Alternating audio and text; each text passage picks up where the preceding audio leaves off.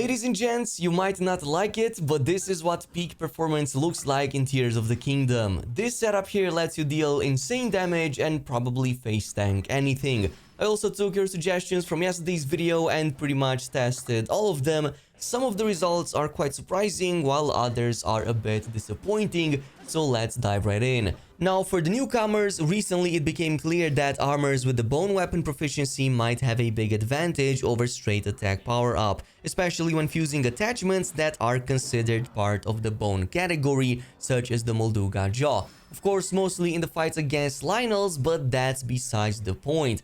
However, with these armors, this means we can now get almost a double damage buff just using them and still be able to benefit from the attack power-up buffs, such as the ones coming from the mighty banana meals. Something that the Fierce Deity and the Barbarian set seem to not be capable of, as their own attack up bonuses do not stack with the food buff. Practically, they are the exact same buff, so that's likely the reason.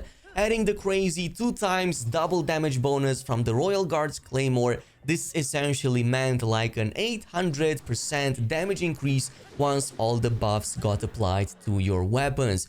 Which is why the only thing left for us from yesterday's video was to find an item that's better than the Molduga Jaw and still counts as a bone weapon.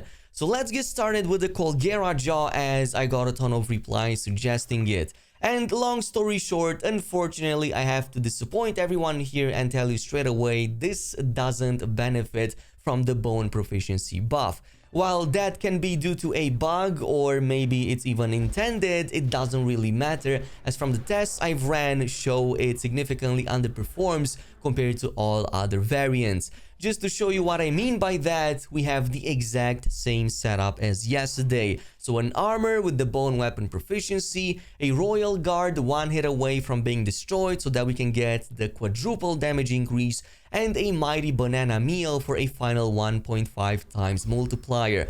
Right from the very first and weakest Lynel in the Colosseum, it becomes clear that the damage with the Colgera is much lower.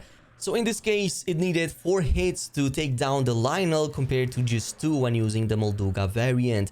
By the second Lynel, we needed a whole 6 hits to take it down, which is already almost twice as lower as with the Molduga variant. Heck, even pulling out the Molduga with this setup on the third Lynel after, I could take it down in less, just 5 hits, despite it having more HP than the previous 2. I suspect the reason for it is because, yeah, this variant with the Colgera Jaw does not benefit from the bone power-up because, well, the game doesn't consider that to be a bone attachment. In fact, Colgera is not even an item you can add in your inventory, but rather a fusion drop from the boss that you need to immediately fuse to something to even be able to carry it.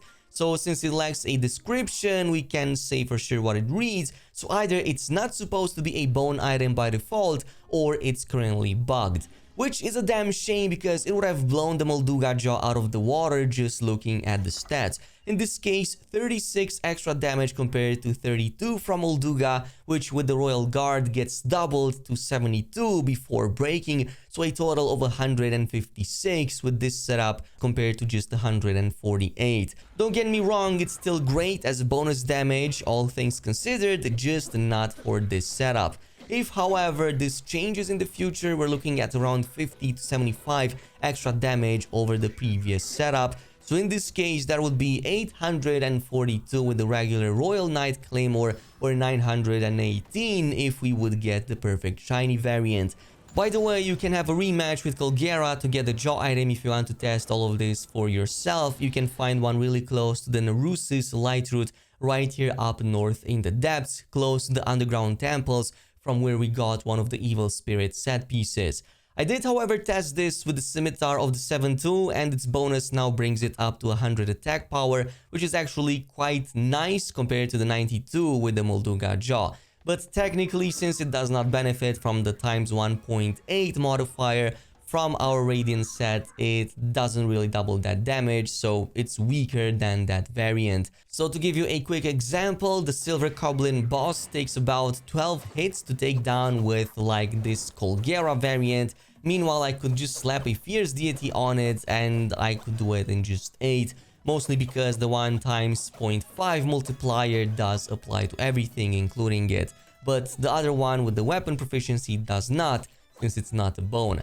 Now, I also wanted to cover the Gibdo bone because I saw a lot of you recommending it. And yes, in theory, this is by far the highest bone damage fusion. That's because it comes with 40 bonus damage by default. So this means it can reach a much higher damage ceiling, 881 with the normal Royal Guard Claymore and the other buffs, or 965 if you can get a perfect shiny variant. However, the downside is that, as I've said in the previous video, this is extremely brittle. Even if you stay on the Lionel bag, it's still going to get destroyed in just one hit. Theoretically, you could do multiple mounts, so do one attack, jump out, stun it again, jump on its back, do one hit again, and yes, you will take down that Lionel in 2.5 hits, 3 at most. But it's not really practical. You're not gonna want to do that at any point. You just want to take the Lionel down in one single go. That's why the best solution for these items instead is the 5 burst shot bow that you also get from the silver Lionel, as it does apply that extra damage instead. As silly as it looks, the damage is really high, almost like 648 from my calculations, or 972, which is absolutely insane if you use it with that food buff. So much so that you're back again at 2-3 shotting these Lionel enemies, or well, 5, 6, 7 shots if you don't completely suck at aiming that silver Lionel. And that is against the toughest enemies. If you go against literally anything else, it's 1-2 throws at most, even without the food buff on top. Which means that by far the best setup is going to be the Radiant Armor set with the Molduga bone on the weapon and the Gibdo bone on the bow itself, and also having the food buff on top, since you can obviously stack it with it. This also brings me to the armor set. We're no longer going to use the Evil Spirit, even though that looks absolutely amazing, but it's very squishy. So as you guys suggested, the Radiant Armor is by far the best in this situation, and it gives you the exact same weapon bone proficiency as the Evil Spirit, but it gives you a much better defense up rating.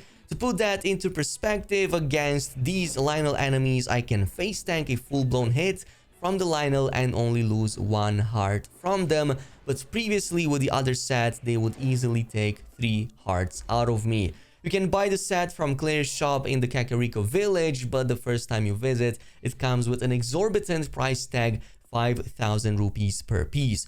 So to fix that, you will need to complete a quick side mission to save Claire's sister who's been affected by the gloom, which you can find right here by the shack in the eastern exit of the village, right next to a cooking pot. You will need to fix her a quick meal made out of fresh milk, Hylian rice, one of those dandelions, as well as a Hyrule herb. Now, to find the first two, you can just head over to the Hateno village and just buy both of these from the general store, including the milk from the front as well as the rice from the back. Meanwhile, the Hyrule herb you can find all around the Hyrule field in the center and the dandelions in the Sky Island. Once you're done, you can go back, craft that meal, give it to her, and then once you give the mission in, you can just buy these items at 800 rupees per piece. The mats used in these are also fairly easy to get, such as the Luminous Stone, which is pretty common in the Sky Islands. You just have to destroy these rocks and grab them. The Bokoblin Guts, super common since these enemies are all over the place.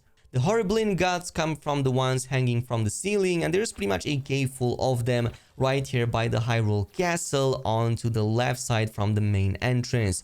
Meanwhile, Gibdo bones are super common from the desert enemies, and at least 2 Moldugas on this side of the map, also in the Gerudo Desert. And that's pretty much it with the setup. Let me know down below if you have any other comments or any other suggestions to make this better, or if your results were different than mine. Thanks so much for watching, and until next time.